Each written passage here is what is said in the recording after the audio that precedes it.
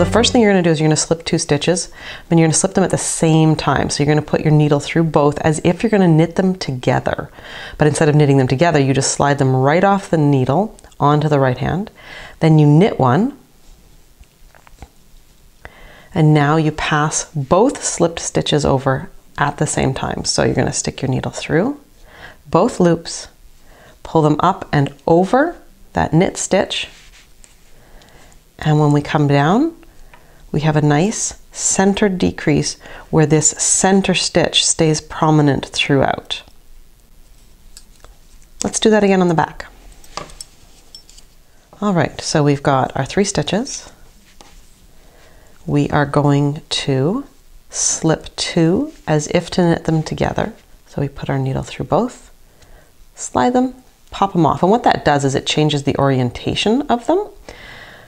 Then we knit the next stitch.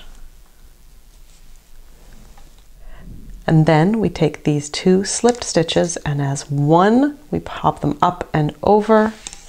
And again, it gives us a nice clean thing. Don't freak out that it's not going to go anywhere, especially if you're using wool. So that's how the center double decrease works.